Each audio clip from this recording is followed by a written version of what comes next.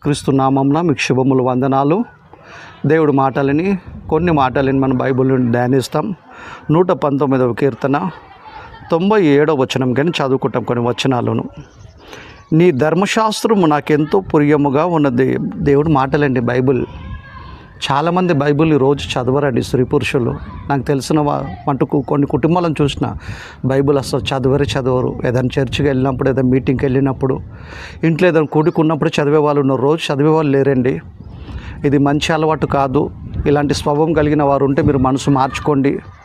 మనం పుట్టించిన దేవుడు, మనం పోషిస్తున్న దేవుడు, ప్రతి క్షణం కంటిపాప వల్లే మనం కాపాడుతున్న ఆ దేవుని మనం గౌరవిస్తాం, పద్ధతిగా జీవిస్తాం, రోజు బైబిల్ చదువుతాం, రోజు బైబిల్ని ధ్యానిస్తాం, ఆయన చెప్పినట్టు బ్రతుకుతాం. 119వ కీర్తన 97వ వచనం. నీ ధర్మశాస్త్రం నాకెంతో ప్రియముగా ఉన్నది, దినమెల్ల నేను దాన్ని ధ్యానించుచున్నాను అంట. రీడింగ్ వేరు, స్టడీ వేరు. చదవాలో ధ్యానించాలి, మనం ఆయన గురించి ధ్యానించాలండి. మన ఆత్మలను రక్షించే మాటలు ఇవి. దినమెల్ల నేను దాన్ని ధ్యానించుచున్నాను, నీ ఆజ్ఞలు నిత్యము నాకు తోడుగా ఉన్నవి. దేవుడు ఆజ్ఞలు మనకు తోడుగా ఉన్నవంటే, ఆయన మాటలు, ఆయన వాక్యం, ఆయన ఆజ్ఞలు మనకు తోడుగుంటే అనేక సమస్యల నుండి దేవుడు మనల్ని కాపాడుతాడు, మనం కాపాడబడతాం. కనుక వాక్యాన్ని నిర్లక్ష్యం చేయకండి. నీ ధర్మశాస్త్రం నాకెంతో ప్రియముగా ఉన్నది, దినమెల్ల నేను దాన్ని ధ్యానించుచున్నాను, నీ ఆజ్ఞలు నిత్యం నాకు తోడుగా ఉన్నవి. నా శత్రువులకు మించిన జ్ఞానము అవి నాకు కలగజేయుచున్నది. మన శత్రువులకు మించిన జ్ఞానాన్ని ఇస్తాడంటే దేవుడు. ఈరోజు ప్రపంచం చాలామంది యువత కానీ పెద్దవాళ్ళు కానీ చాలామంది చెడిపోతురు, పాడైపోతురు, నేరాలు ఘోరాలు కదా. ఇవన్నీ ఎందుకు జరుగుతున్నాయి అంటే దేవుడి జ్ఞానం లేకుంటేనే చాలామంది పాడైపోతురు.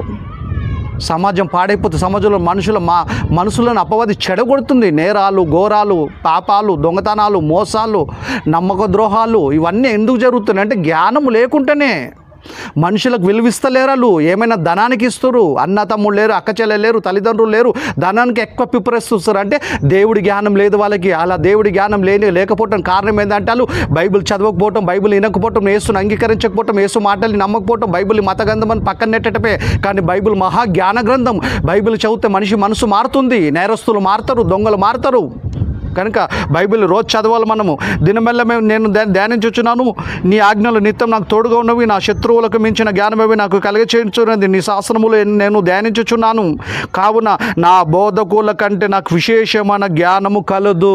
స్పెషల్ జ్ఞానం, స్పెషల్ నాలెడ్జ్ ఇస్తాడు దేవుడు మనకి. పరిశుద్ధంగా, పవిత్రంగా, నీతిగా మనం జీవించగలుగుతాము. ఇతరులకు దీవెనకరంగా, దేవుడి నామానికి మహిమకరంగా, మన తల్లిదండ్రులు మంచి పేరు తెచ్చేటట్టు, సమాజానికి మంచి పేరు తెచ్చి మంచి వాళ్ళం మనం అర్పించుకోవాలమ్మా అంటే దేవుడి జ్ఞానం మనకు రావాలి. కనుక బైబిల్ బాగా చదవండి, బైబిల్ బాగా ధ్యానించండి, వాక్యానుసారంగా జీవించండి. ఈ సమయాన్ని ఇచ్చిన దేవునికి యేసునామమున కృతజ్ఞతాస్తుతులు.